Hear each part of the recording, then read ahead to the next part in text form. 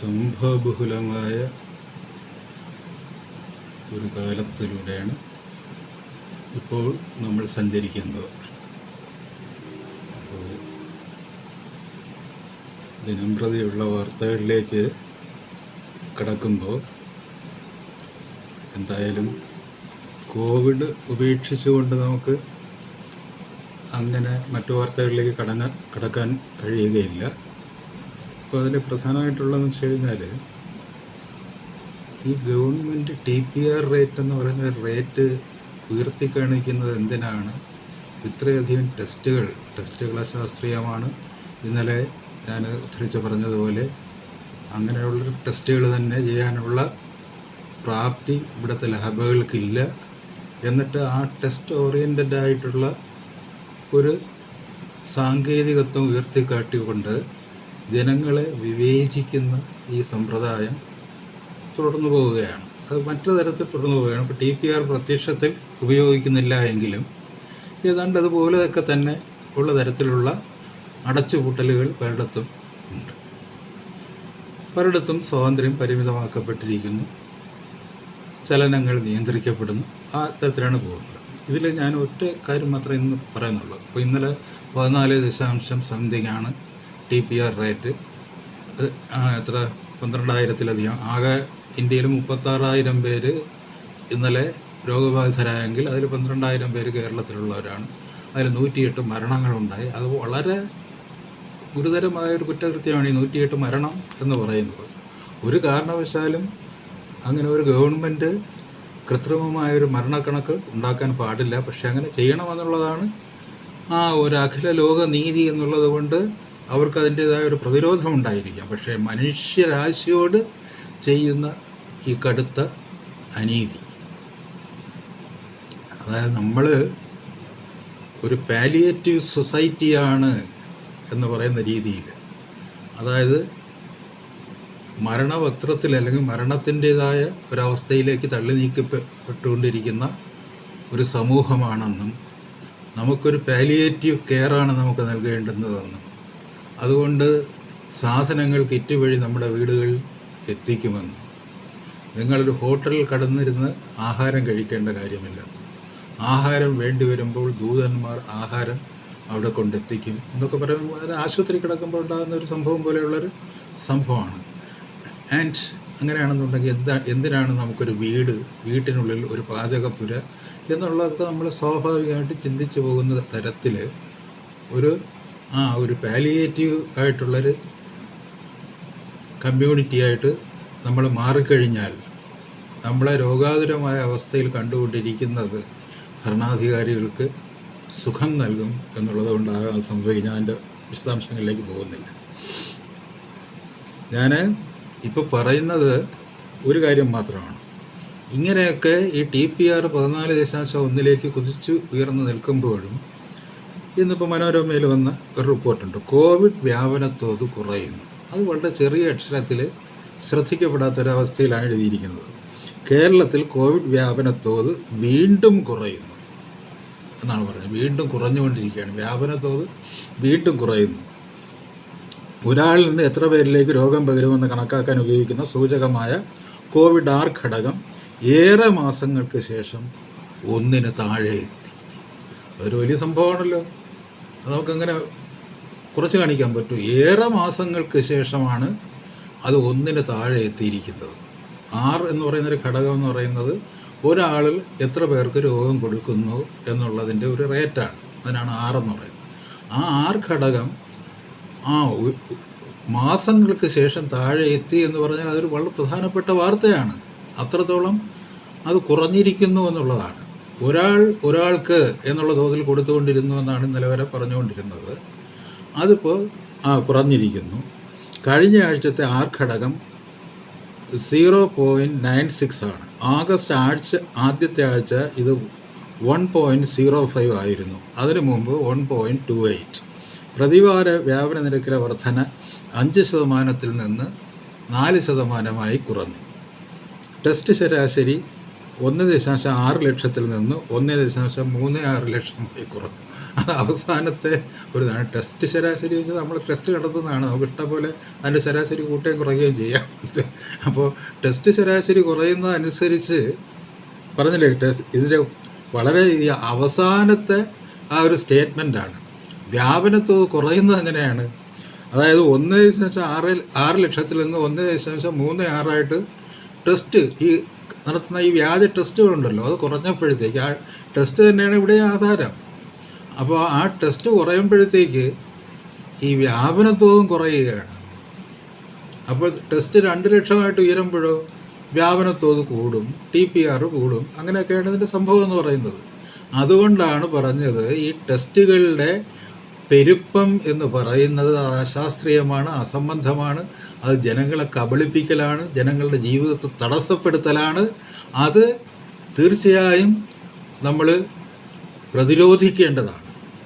Because we are not a palliative society and we do not want to be a palliative society. നമ്മൾ ഒരു palliative ആതുര ശുശ്രൂഷ സമൂഹമല്ല, അത്തരത്തിൽ ശുശ്രൂഷിക്കപ്പെടേണ്ട ഒരു സമൂഹമല്ല എന്നുള്ളത് അതുകൊണ്ടാണ് നീ കിറ്റ് കൊണ്ട് വരരുത് എന്ന് നിന്നോട് പറയുന്നത്.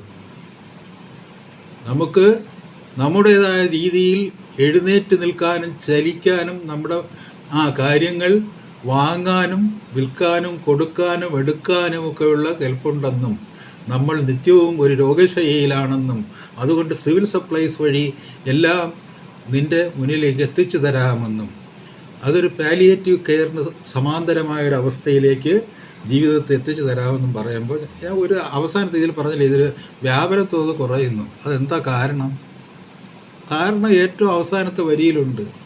നിങ്ങൾ 1.6 എന്ന് പറയുന്ന ആ ടെസ്റ്റിൻ്റെ ആ ശരാശരി അത് 1.39 ആകുമ്പോൾ ഈ മാസങ്ങൾക്ക് ശേഷം വ്യാപനത്തിൻ്റെ തോതും കുറയുന്നു.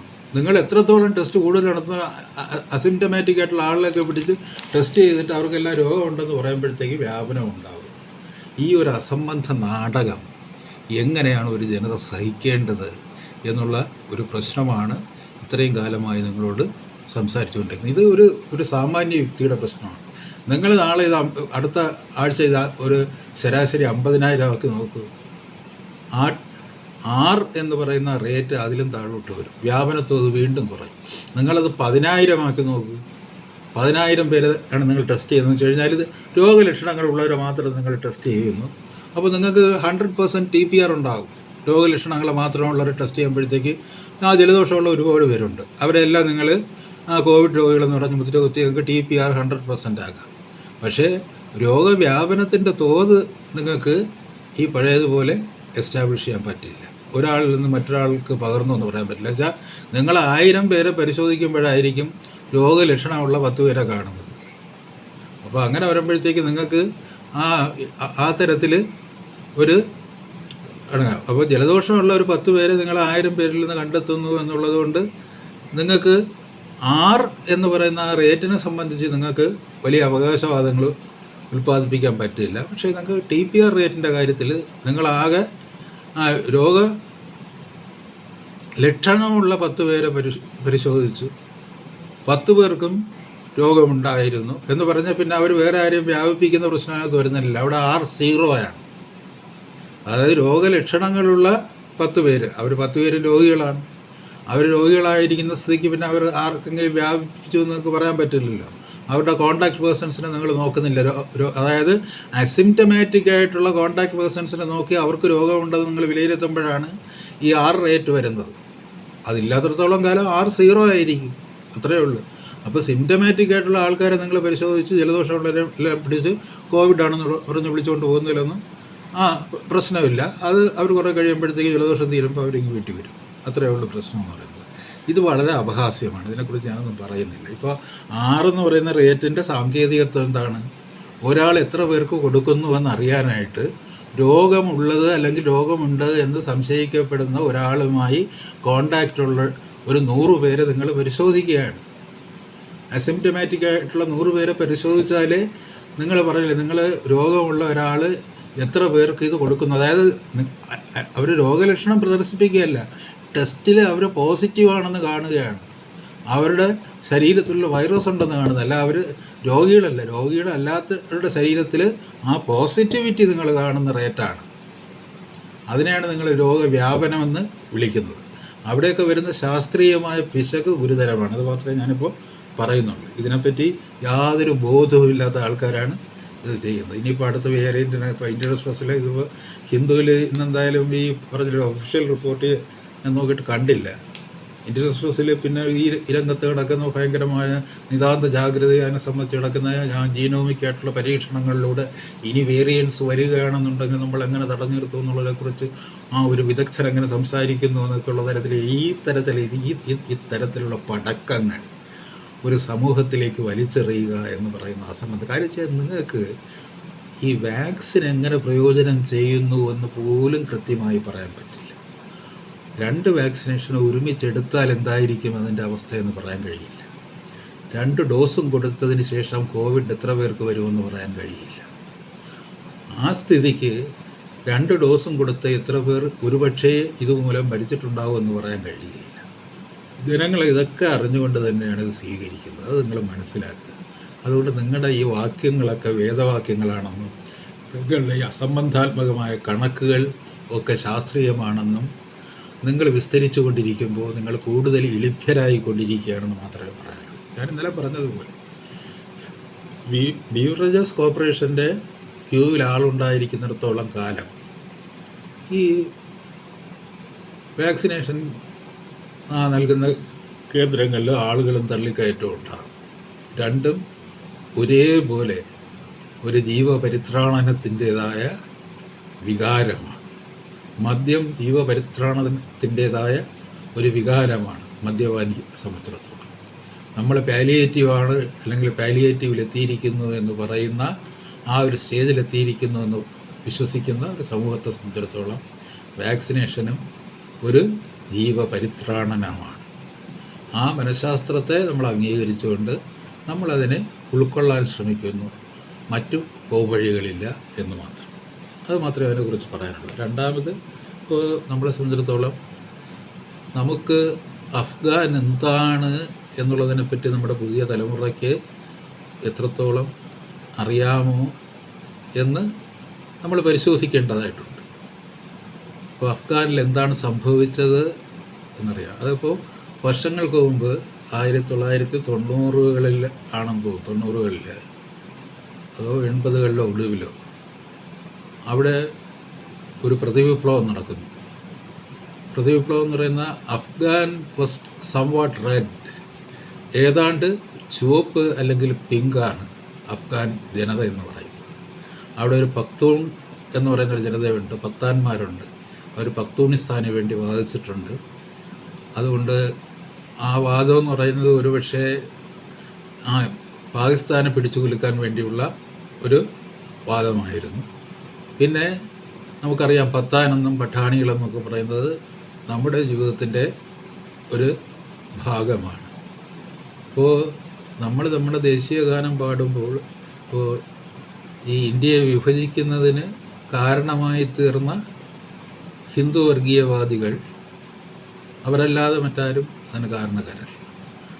അവർ വിഭജനത്തിൻ്റെ വേദന ആചരിക്കാൻ വേണ്ടി ആഗസ്റ്റ് 14 തിരഞ്ഞെടുക്കുമ്പോൾ ശരിയാണ്, വിഭജനം എന്ന് പറയുന്നത് കൂടാതെ നമ്മുടെ സ്വാതന്ത്ര്യബോധം പൂർണ്ണമായി തീരുന്നില്ല എന്നുള്ളത് യാഥാർത്ഥ്യമാണ്. പക്ഷേ നമ്മൾ ദേശീയ ഗാനം പാടുമ്പോൾ നമ്മൾ ആരംഭിക്കുന്നത് പഞ്ചാബ്, സിന്ധ്, ഗുജറാത്ത്, മറാത്ത എന്നൊക്കെ പറഞ്ഞിട്ടാണ്. ഗുജറാത്തും മറാത്തയും അവിടെ തന്നെ ഉണ്ട്. ദ്രാവിഡം എന്ന് പറയുമ്പോഴത്തേക്ക് സൗത്ത് ഇന്ത്യയെ എല്ലാം കൂടെ ഒറ്റ വാക്കിൽ ഒതുക്കുകയാണ്. പിന്നെ വംഗദേശത്തെക്കുറിച്ചും പറയുന്നുണ്ട്. ഇത് മൂന്നും അവിഭക്ത ഇന്ത്യയിലെ പ്രോവിൻസുകളായിരുന്നു. പഞ്ചാബിൻ്റെയും സിന്ധിൻ്റെയും വംഗദേശത്തിൻ്റെയും ഒരു ഭാഗം ഇന്ത്യയിൽ നിന്ന് വേറിട്ട് പോയിട്ടുണ്ട്. ശരിക്കും പറഞ്ഞു കഴിഞ്ഞാൽ നമുക്കിപ്പോൾ ഒരു സിന്ധ് എന്ന് പറയുന്ന ഒരു പ്രവിശ്യ ഏതാണ്ട് പൂർണ്ണമായിട്ട് തന്നെ നമുക്കില്ല. എന്നുവെച്ചാൽ നമ്മുടെ സിന്ധു നദീതടം, നമ്മുടെ സിന്ധു നദിയുടെ സംസ്കാരത്തിൻ്റെ തട്ടകം, അത് മോഹൻജദാരയും ഹാരപ്പയും ഒക്കെയാണ്. അത് പാകിസ്ഥാനിലാണ്. അതാണ് നമ്മൾ ചരിത്രം പഠിക്കുമ്പോൾ നമ്മളെ ഏറ്റവും അധികം വേദനിപ്പിക്കുന്ന ഒരു കാര്യമെന്ന് പറയുന്നത്. നമ്മുടെ ആദിമ നാഗരികതയുടെ ആ നദീതടങ്ങളൊക്കെ നമുക്ക് മറ്റൊരു ഭാഗത്തേക്ക് വിട്ടുകൊടുക്കേണ്ടി വന്നു. പക്ഷേ ഈ നദികൾ നമ്മളിൽ ജീവിക്കുന്നു എന്നുള്ളത് കൊണ്ട് ഒരു പാകിസ്ഥാനി എന്നുള്ളത് അങ്ങനെ അവരെ വിളിക്കുമ്പോഴും അവർ ഇന്ത്യക്കാരായിരിക്കുന്നു എന്നുള്ളത് കൊണ്ട്, ഒരു അഫ്ഗാനി എന്നൊരാളെ നമ്മൾ വിളിക്കുമ്പോഴും നമ്മുടെ ഗാന്ധാരം അവിടെ നിന്ന് വിളി കേൾക്കുന്നു എന്നുള്ളത് കൊണ്ട്, നമ്മുടെ ചരിത്രത്തിലെ പുരാണങ്ങളിലെ ഗാന്ധാരം അവിടെ നിന്ന് വിളി കേൾക്കുന്നു എന്നുള്ളത് കൊണ്ട്, നമ്മൾ CV രാമൻപിള്ളയുടെ നോവലുകളിലൂടെ കടന്നു പോകുമ്പോൾ ഒരു ബൈറാം ഖാനും സുലേഖയും ഒക്കെ പ്രത്യക്ഷപ്പെടുന്നുണ്ട്. അത് CV-യുടെ ആ നോവലുകളിൽ എങ്ങനെ കടന്നു വരുന്നു, മലയാളക്കരയിലേക്ക് എങ്ങനെ കടന്നു വരുന്നു, മലയാളക്കരയിലെ ഈ രാജകീയ രാഷ്ട്രീയവുമായിട്ട് ബന്ധപ്പെടുന്ന അതിൻ്റെ അന്തഃപുരങ്ങളിലേക്ക് കടന്നു വരുന്ന പഠാണികളുടെ ഒരു നിഴൽ ചിത്രങ്ങൾ അല്ലെങ്കിൽ ജീവസ്വരൂപങ്ങൾ നമ്മുടെ സാഹിത്യത്തിലുണ്ട്. അതുകൊണ്ട് അഫ്ഗാൻ നമുക്കന്യമല്ല എന്ന് പറയുമ്പോൾ തീർച്ചയായിട്ടും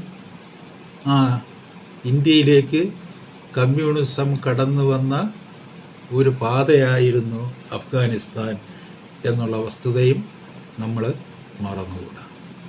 അതുകൊണ്ട് ഇവരെയൊക്കെ കാണുമ്പോൾ, ഒരു അഫ്ഗാൻ ക്രിക്കറ്റ് ടീം കളിച്ചു തുടങ്ങുകയും അതിലൊരു 1-2 കളിക്കാർ വളരെ ഗംഭീരമായി കളിക്കുകയും ചെയ്യുമ്പോഴത്തേക്ക് നമുക്ക് എന്തോ ഇവരൊക്കെ നമ്മുടെ ചോരയാണ് എന്നുള്ളൊരു വികാരം വരുന്നുണ്ട്.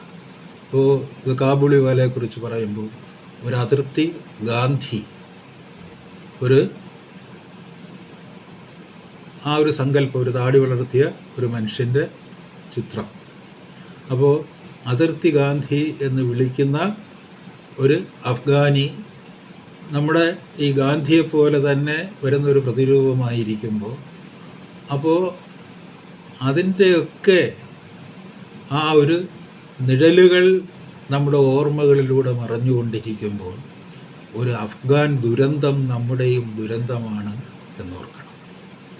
ഇപ്പോൾ ഇന്ത്യയിൽ നിന്ന് സോവിയറ്റ് യൂണിയനെ ഒഴിവാക്കാൻ വേണ്ടി വർഷങ്ങളായി നടത്തിയ തന്ത്രങ്ങളുടെ ഒടുവിൽ നരസിംഹറാവുവിൻ്റെ കാലത്ത് ഇന്ത്യയും സോവിയറ്റ് യൂണിയനുമായുള്ള ആ ബന്ധം മുറിഞ്ഞു പോവുകയും തൽസ്ഥാനത്ത് ഐസക്കിൻ്റെയും പിണറായി വിജയൻ്റെയും ഒക്കെ പിതൃഭൂമിയായ US കടന്നു വരികയും ചെയ്തു. അപ്പോൾ അതാണ് ഇന്ത്യയിൽ സംഭവിക്കുന്നത്. അതിനുശേഷം ഇന്ത്യയിലുണ്ടായ സംഭവ വികാസങ്ങൾ പ്രധാനമായിട്ട് ബാബറി മസ്ജിദിനെ സംബന്ധിച്ചുള്ള യുദ്ധം, അങ്ങനെയുള്ള സംഭവങ്ങളാണ് പിന്നീടുണ്ടായി വരുന്നത്. പിന്നീട് സംസ്കാരങ്ങൾ തമ്മിലുള്ള യുദ്ധത്തിൻ്റെ കാലമായി തീരുകയാണ്. സോവിയറ്റ് യൂണിയൻ്റെ പതനം സംഭവിക്കുന്നു. അതോടുകൂടി ഐഡിയോളജിക്കലായിട്ടുള്ള പറഞ്ഞതുപോലെ ഈസ്റ്റ് യൂറോപ്യൻ രാജ്യങ്ങളും സോവിയറ്റ് യൂണിയനും അടങ്ങുന്ന ഒരു ബ്ലോക്ക്, ഈ പറയുന്ന ഒരു രണ്ടാം ലോകം ചരിത്രത്തിൽ നിന്ന് അപ്രത്യക്ഷമാവുകയാണ്. അത് പറഞ്ഞില്ലേ, അത് ഒരു ചരിത്രപരമായ അനിവാര്യതയായിരുന്നു, സോഷ്യലിസ്റ്റ് നാഗരികതയുടെ പതനം. പക്ഷേ അത് മറ്റ് രാജ്യങ്ങളിൽ ഏൽപ്പിച്ച ആഘാതം വലുതായിരുന്നു.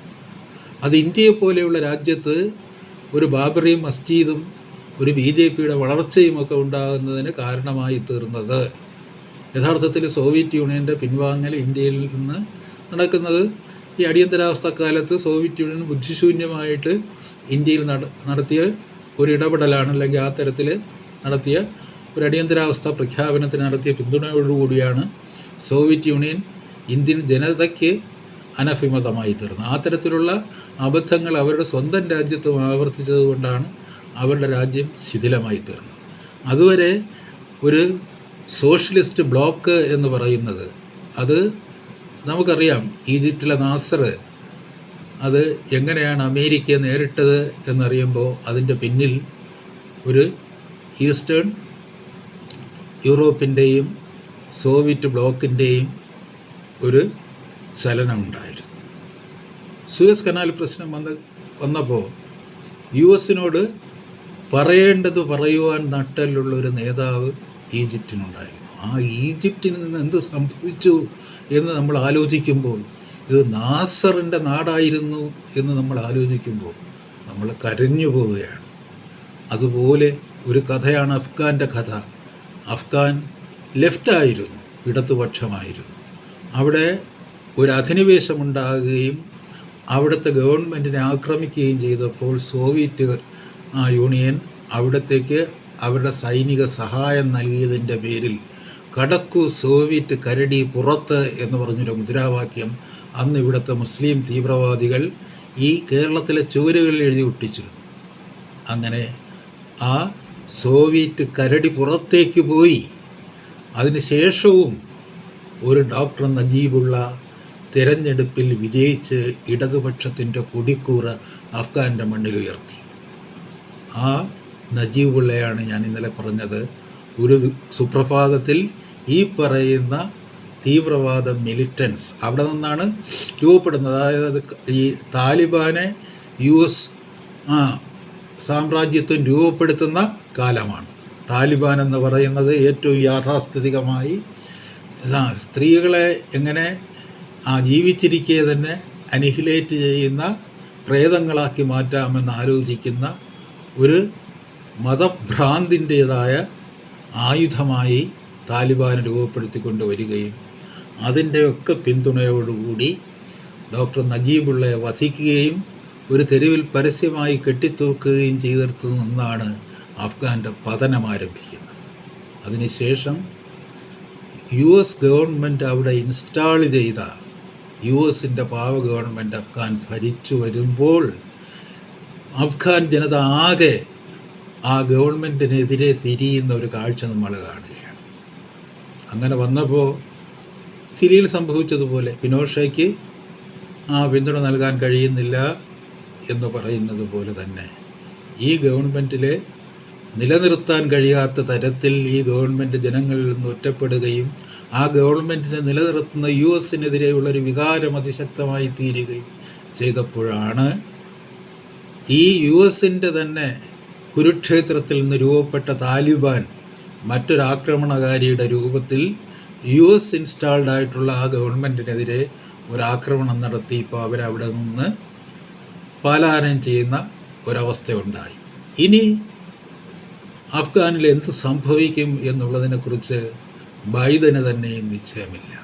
പഴയതുപോലെ ഒരു പാവ ഗവൺമെൻറ്റിനെ അവിടെ ഇൻസ്റ്റാൾ ചെയ്യാൻ പറ്റുമോ എന്നുള്ളതിൽ അവർക്ക് ആശങ്കയുണ്ട്. താലിബാന് നേരിട്ട് ഭരണമേൽപ്പിക്കാൻ പറ്റുമോ, അത് താലിബാന് തന്നെ നിശ്ചയമില്ലാത്ത കാര്യമാണ്. ആ ഒരു അവസ്ഥയിലേക്ക് തീർച്ചയായും എങ്ങോട്ട് പോകണമെന്നറിയാതെ ഒരു അന്ധകാരത്തിൽ അകപ്പെട്ട് നിൽക്കുന്ന ഒരു ജനതയുടെ വിലാപവും ഉത്കണ്ഠയും രോദനവും നമ്മുടെ നെഞ്ചിൽ വന്നലയ്ക്കുമ്പോൾ അത് ഇന്ത്യയുടെ തന്നെ രോദനമാണ് എന്ന് നമ്മൾ മനസ്സിലാക്കണം. നമുക്ക് നമ്മുടെ രക്തമല്ല, നമ്മുടെ മാംസമല്ല അഫ്ഗാൻ എന്ന് വളരെ എളുപ്പത്തിൽ പറയാൻ കഴിയുകയില്ല. ഇവിടുത്തെ വർഗീയ ഹിന്ദുത്വവാദികൾക്ക് അവർ ഏത് മതക്കാരാണ് അല്ലെങ്കിൽ പഠാന്മാരാണ്. നമുക്ക് ഇവിടെ പറയാം, ഇന്ത്യൻ ക്രിക്കറ്റ് ടീമിൽ ഒരു ഇർഫാൻ പഠാനും അയാളുടെ അനിയൻ സിക്സറൊക്കെ അടിക്കുന്ന ഒരു ഇച്ചിരി തടിയൊക്കെ ഉള്ള വേറൊരു അനിയനും ഉണ്ടായിരുന്നു.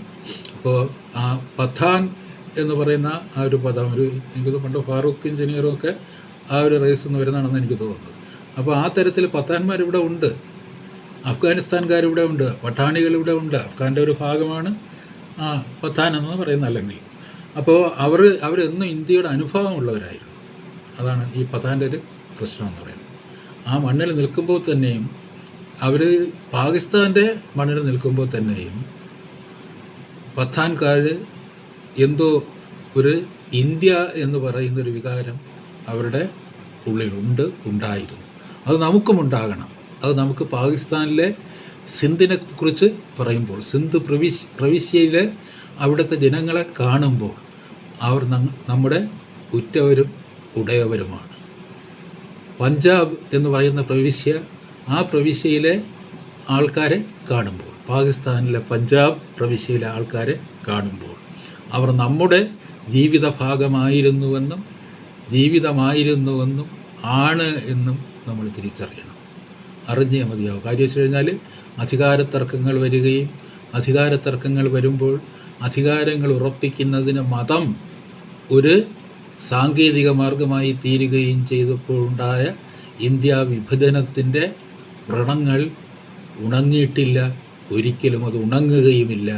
വീണ്ടും ആ മതം എന്ന് പറയുന്ന ഒരു പ്രയോഗം, ഒരു രാഷ്ട്രീയ പ്രയോഗത്തിലൂടെ അധികാരത്തിലേറാൻ ശ്രമിക്കുന്ന ശക്തികൾ ഇന്ത്യയിൽ കൊടിനാട്ടിക്കഴിഞ്ഞ ഒരു കാലഘട്ടത്തിൽ നമ്മൾ ജീവിക്കുമ്പോൾ ആ വർഗീയ ശക്തിയിലേക്ക് എമ്മിന് ഭൂമി കൊടുത്ത് ഒരു രഹസ്യപാത നിർമ്മിക്കാൻ ശ്രമിക്കുന്ന കമ്മ്യൂണിസ്റ്റ് ഭരണാധികാരികൾ പോലും ഇന്ത്യയിൽ ഉണ്ടായിക്കൊണ്ടിരിക്കുന്ന ഈ കാലഘട്ടത്തിൽ സാമുവൽ ഹണ്ടിങ്ടൺ പറഞ്ഞതുപോലെ ഐഡിയോളജിയുടെ കാലം കഴിഞ്ഞു.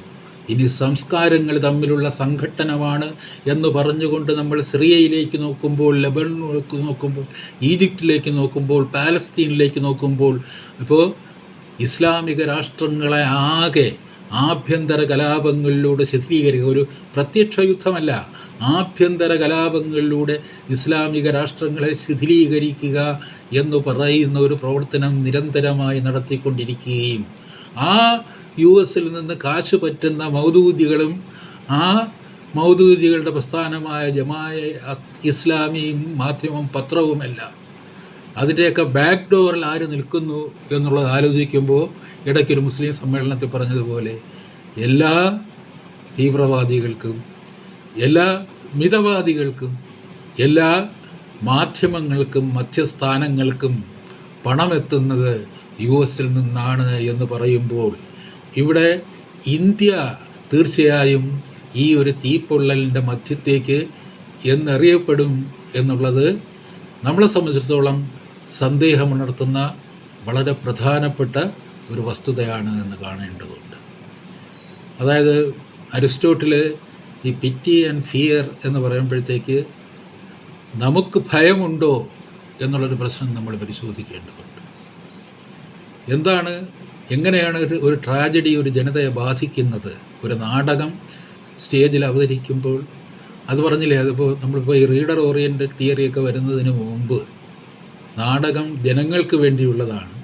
നാടകമാണ് ഏറ്റവും ഗ്രേറ്റസ്റ്റ് ആയിട്ടുള്ള കലാരൂപം എന്ന് പറയുന്ന അരിസ്റ്റോട്ടിൽ നാടകം ഈ എഴുതുന്നവൻ്റെയോ അഭിനയിക്കുന്നവൻ്റെയോ സംതൃപ്തിയല്ല, അത് ജനങ്ങളോട് സംവദിക്കുകയാണ്, ഒരു രാഷ്ട്രീയ വ്യവസ്ഥയോട് സംവദിക്കുകയാണ്. അങ്ങനെ സംവദിക്കുമ്പോൾ സ്വാഭാവികമായും ഒരു രാഷ്ട്ര വ്യവസ്ഥയുടെ, രാജകീയ വ്യവസ്ഥയുടെ പതനമാണ് നിങ്ങൾ ട്രാജഡിയിലൂടെ ആവിഷ്കരിക്കുന്നതെങ്കിൽ അത് കണ്ടിരിക്കുന്ന പ്രേക്ഷകരിൽ ഉൽപ്പാദിപ്പിക്കുന്നത് ഭയവും കരുണയുമാണ്. അപ്പോൾ ഭയം എന്തുകൊണ്ടുണ്ടാകുന്നു എന്ന് ചോദിച്ചാൽ, നിങ്ങളിപ്പോൾ അഫ്ഗാനിസ്ഥാനിൽ നിന്ന് കേരളത്തിലേക്ക് മടങ്ങിയെത്തുന്ന ആൾക്കാർ, അല്ലെങ്കിൽ IS-ൽ ചേർന്ന് അവിടെ ജയിലിലായ നിമിഷ ഉൾപ്പെടെയുള്ള പെൺകുട്ടികളോട് എന്താണ് ഭയം എന്ന് ചോദിച്ചാൽ അവർ പറഞ്ഞു തരും. ആ ഭയം ഈ ഇന്ത്യൻ ജനതയിലേക്കും സംക്രമിച്ചിരിക്കുന്നു, അത് എല്ലാ ജനവിഭാഗങ്ങളിലും സംക്രമിച്ചിരിക്കുന്നു. അതൊരു കോവിഡിൻ്റെ രൂപത്തിൽ ജനങ്ങളിലേക്ക് സംക്രമിക്കുമ്പോൾ ഇതാ അന്തകൻ വന്നെത്തിയിരിക്കുന്നു, അല്ലെങ്കിൽ നമ്മുടെ പെന്തക്കോസ്റ്റുകാർ പറയുന്നത് പോലെ ആ ജഡ്ജ്മെൻ്റ് എത്തിയിരിക്കുന്നു, വിധിന്യായത്തിൻ്റെ ദിവസം എത്തുകയും നമ്മൾ ലോകാവസാനത്തിലെത്തുകയും ചെയ്യുന്നു എന്ന് പറയുന്ന ആ ഒരു ബോധത്തിൻ്റെ അവസ്ഥയിൽ ഒരു കോവിഡ് ലോകത്തും വ്യാപിച്ചു കൊണ്ടിരിക്കുകയാണ്, നമ്മളെ വിഴുങ്ങിക്കൊണ്ടിരിക്കുകയാണ് എന്ന് നിത്യവും പറഞ്ഞുകൊണ്ടിരിക്കുന്ന ഒരു TPR മുഖ്യമന്ത്രി ഭരിക്കുന്ന ഒരു സംസ്ഥാനത്ത് നമുക്ക് ഭയം അപരിചിതമായ ഒരനുഭവമല്ല. ഭയം ഒരിക്കലും വ്യക്തിപരമായ, ഈ പറഞ്ഞില്ലേ നമ്മൾ ഈ രസത്തെക്കുറിച്ചൊക്കെ പറയുമ്പോഴത്തേക്ക് ഈ ഭയം, വീരം എന്നൊക്കെ പറയുമ്പോഴത്തേക്ക് നമ്മൾ അതിനെയൊക്കെ വളരെ വൈയക്തികമായിട്ടാണ് വ്യാഖ്യാനം ചെയ്യുന്നതെങ്കിലും ഭയം എന്ന് പറയുന്നത് ഒരു സാമൂഹ്യ അനുഭവമാണ്, ഒരു രാഷ്ട്രീയ അനുഭവമാണ്. അത് ഒരു സാംക്രമിക രോഗത്തിൻ്റെ പ്രതിച്ഛായയിലൂടെ നിങ്ങളെ ആക്രമിച്ചെന്നിരിക്കാം, അതുമല്ലെങ്കിൽ ഒരു മതഭ്രാന്തിൻ്റെ രൂപത്തിൽ നിങ്ങളെ ആക്രമിച്ചെന്നിരിക്കാം, അല്ലെങ്കിൽ ഒരു രാഷ്ട്രീയ അവിവേകത്തിൻ്റെ രൂപത്തിൽ നിങ്ങളെ ആക്രമിച്ചെന്നിരിക്കാം, അല്ലെങ്കിൽ ധാർഷ്ട്യവും അഹങ്കാരവും നിറഞ്ഞ ഏകാധിപത്യ വാസനയുടെ വൈകൃതങ്ങൾ കൊണ്ട് നിങ്ങളെ ഭയം ആക്രമിച്ചെന്നിരിക്കാം. ഇതൊക്കെ അനുഭവിച്ചു കൊണ്ടിരിക്കുന്ന ഒരു ഇന്ത്യ, നമ്മുടെ അയൽ രാജ്യത്ത് ഇങ്ങനെയൊക്കെ സംഭവിക്കുമ്പോൾ ഭയം നമുക്ക് അപരിചിതമായ ഒരു വാക്കല്ല. ഭയം എന്നതിൻ്റെ അർത്ഥം ഡിസ്ട്രക്ഷൻ, നാശം എന്നുള്ളതാണ്. നാശം, നമ്മൾ നാശത്തിൻ്റെ ഗർത്തത്തിലേക്ക് അല്ലെങ്കിൽ മരണത്തിൻ്റെ വഴികളിലേക്ക് നമ്മൾ സഞ്ചരിച്ചു കൊണ്ടിരിക്കുകയാണെന്നും നമ്മുടെ പലായനങ്ങൾ മരണത്തിൻ്റെ വഴികളിൽ നിന്ന് മരണത്തിൻ്റെ വഴികളിലേക്ക് തന്നെയാണെന്നും, അങ്ങനെ മരണത്തിൻ്റെ വഴികളിൽ നിന്ന് മരണത്തിൻ്റെ മറ്റു വഴികൾ അന്വേഷിച്ച് ഓടിക്കൊണ്ടിരിക്കുന്ന ഒരു ജനതയുടെ വിലാപങ്ങൾ നമ്മൾ കേട്ടുകൊണ്ടിരിക്കുമ്പോൾ ഭയം എന്നത് എൻ്റെ ശബ്ദമാണെന്നും അത് ഇന്നലെയുടെ ശബ്ദമാണെന്നും ഇന്നലെയുടെ ഇന്ത്യയുടെ ശബ്ദമാണെന്നും നമ്മൾ വെറുതെയെങ്കിലും ജോർജ് പഞ്ചമനെ സ്വീകരിക്കാനായിട്ട് സ്വാഗതം ചെയ്തുകൊണ്ട് എഴുതിയ ഒരു ഗാനത്തെ ദേശീയ ഗാനമായി ഉയർത്തിപ്പിടിച്ചുകൊണ്ട് അതിൽ ദേശീയത ഉണ്ട് എന്ന് നമ്മൾ ആരോപിച്ചുകൊണ്ട് നമ്മൾ അതിൽ വികാരം കൊള്ളുമ്പോൾ, പഞ്ചാബ്, സിന്ധ്, വങ്ക എന്നൊക്കെ കേൾക്കുമ്പോൾ നമ്മൾ മനസ്സിലാക്കുന്നത് ഇതൊക്കെ നമ്മളെ നമുക്ക് വേറിട്ട് പോയതും എന്നാൽ നമ്മളെ ഉടലോട് ചുറ്റിപ്പിടിക്കുന്നതുമായ പേരുകളാണ്, നാമപദങ്ങളാണ് എന്നുമുള്ള ഒരു ബോധം നമുക്കുള്ളപ്പോൾ, ഒരു അഫ്ഗാൻ വെന്തെരിയുമ്പോൾ അവിടുന്ന് പുറത്തുപോയ സോവിയറ്റ് കരടിക്ക് ശേഷം ആരാണ് വന്നതെന്നും എന്തായിരുന്നു അഫ്ഗാൻ്റെ ജീവിതമെന്നും നമ്മൾ പരിശോധിക്കുമ്പോൾ, എന്തായിരുന്നു ഒരു സോവിയറ്റ് ബ്ലോക്കിൻ്റെ, ഒരു സോഷ്യലിസ്റ്റ് ബ്ലോക്കിൻ്റെ ചരിത്രപരമായ സംഭാവന, അതിൻ്റെ സർഗാത്മകമായ സംഭാവന, ചരിത്രത്തിൽ നിന്ന് നിഷ്ക്രമിച്ചു പോയ ഒരു സോവിയറ്റ് ബ്ലോക്കിൻ്റെ അല്ലെങ്കിൽ ഒരു ഈസ്റ്റേൺ ബ്ലോക്കിൻ്റെ ചരിത്രപരമായ സംഭാവന എന്തായിരുന്നു എന്ന് നമ്മൾ ആലോചിക്കുമ്പോൾ, ചരിത്രത്തിൽ നിന്ന് നിഷ്ക്രമിച്ചെങ്കിലും ചരിത്രത്തെ ജീവിപ്പിച്ച ഒരു പ്രസ്ഥാനമായിരുന്നു, ഒരു സാർവദേശീയ വികാരമായിരുന്നു അത് എന്ന് നമ്മൾ അഫ്ഗാനെ ഉറ്റുനോക്കിക്കൊണ്ട് തിരിച്ചറിയുന്നു. അഫ്ഗാനിൽ നിന്ന് സോവിയറ്റ് സേന പിന്മാറിയതിന് ശേഷം അവിടേക്ക് കടന്നു വന്നതാരായിരുന്നുവെന്നും എങ്ങനെയാണ് താലിബാൻ രൂപം കൊണ്ടതെന്നും എങ്ങനെയാണ് താലിബാൻ എന്ന് പറയുന്ന അക്രമാസക്തമായ ഒരു അവിവേകത്തിൻ്റെ ശക്തി, താലിബാൻ എന്ന് വെച്ചാൽ വിദ്യാർത്ഥി എന്നതിന് അർത്ഥമുള്ളൂ, അവർ പടക്കോപ്പുകളുടെയും ആധുനികമായ യന്ത്ര സാങ്കേതിക വിദ്യയുടെയും ഈ ഉപയോഗം എങ്ങനെ മനസ്സിലാക്കി എങ്ങനെ ഒരു സൈനിക സംഘമായി മാറിയെന്നും എങ്ങനെയാണ് ഇസ്ലാമിക രാജ്യങ്ങളിലൊക്കെ അവർ തീ പടർത്തിയതെന്നും അവിടെയെല്ലാം മനുഷ്യൻ വെന്തു നിൽക്കുന്ന ഒരവസ്ഥയിൽ എത്തിച്ചേർന്നത് എങ്ങനെയെന്നും നമ്മൾ ആലോചിക്കുമ്പോൾ ഇവർ നമ്മുടെ ഉറ്റവരാണ്, ഉടയവരാണ്. മനുഷ്യരാശിയുടെ ഒരു പതനത്തിൻ്റെ, മനുഷ്യരാശിയുടെ ഭീകരമായ ഒരു തകർച്ചയുടെ, വിനാശത്തിൻ്റെ ദൃശ്യങ്ങൾ നമ്മളിങ്ങനെ അറിഞ്ഞും കേട്ടും കൊണ്ടിരിക്കുമ്പോൾ ഇതെൻ്റെയും ദുഃഖമാണ് എന്നറിയുന്നത് കൊണ്ട് ഇന്ന് അവിടെ സംഭവിക്കുന്നത് നാളെ ഇവിടെ സംഭവിച്ചു കൂടാ എന്നില്ല എന്ന് ഉറപ്പു തരുന്ന ഒരു ഹിന്ദുത്വ വർഗീയതയുടെയോ ഇസ്ലാമിക തീവ്രവാദ വർഗീയതയുടെയോ കഴിയുമെങ്കിൽ ക്രിസ്തീയ ഫണ്ടമെൻ്റലിസത്തിൻ്റെയോ ബീജങ്ങളെ ഇവിടെ വിതരണം ചെയ്യുകയും വളർത്തിയെടുക്കുകയും ചെയ്യുന്ന ഒരു രാഷ്ട്രീയം ഇന്ത്യയുടെ മണ്ണിൽ അങ്ങനെ ഉറച്ചു പിടിച്ച് വളർന്നു വരുമ്പോൾ നാളെ നമ്മുടെ കഴുത്ത് ഞെരിക്കപ്പെടുമെന്നും അത് ഒരു കോവിഡിൻ്റെ രൂപത്തിൽ തന്നെ ആയിരിക്കണമെന്നില്ല എന്നും അതിനേക്കാൾ ഭീകരരൂപമാർന്ന ഒന്നായിരിക്കുമെന്നും നമ്മൾ അറിയുന്നത് കൊണ്ട് ഇന്നത്തെ അഫ്ഗാൻ്റെ വിധി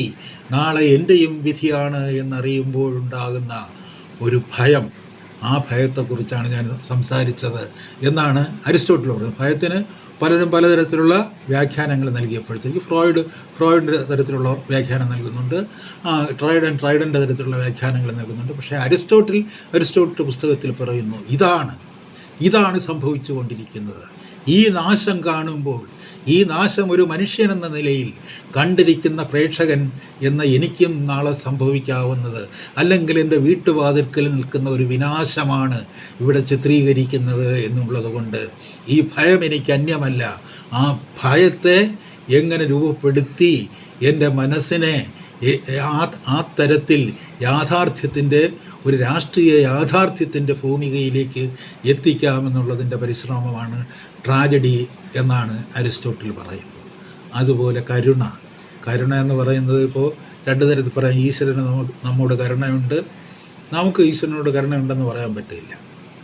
ഇപ്പോൾ കിറ്റ് തരുന്ന ദൈവത്തോട് നമുക്ക് കരുണയുണ്ടെന്ന് പറയാൻ പറ്റില്ല. പക്ഷേ കിറ്റ് തരുന്ന ദൈവത്തിന് നമ്മോട് കരുണയുണ്ടെന്ന് വേണമെങ്കിൽ പറയാം. എന്നുവെച്ചാൽ നമ്മക്കാൾ വളരെ ഉയരത്തിലിരിക്കുകയും ഒരു അധികാരിയുടെയോ ആധിപത്യത്തിൻ്റെയോ സ്ഥാനത്തിരുന്നരുളുകയും ചെയ്യുന്ന ഒരാൾ ഈ ഏഴകളോട് കാണിക്കുന്ന സഹതാപത്തിനെയാണ് നമ്മൾ സാധാരണഗതിയിൽ, അതായത് അതാണ് ഒരു സ്ട്രക്ചറിനെ നിലനിർത്തുന്നത്, ഒരു രാഷ്ട്രീയ വ്യവസ്ഥയെ നിലനിർത്തുന്ന ഒരു പ്രധാനപ്പെട്ട ഘടകം ഈ കരുണയാണ്.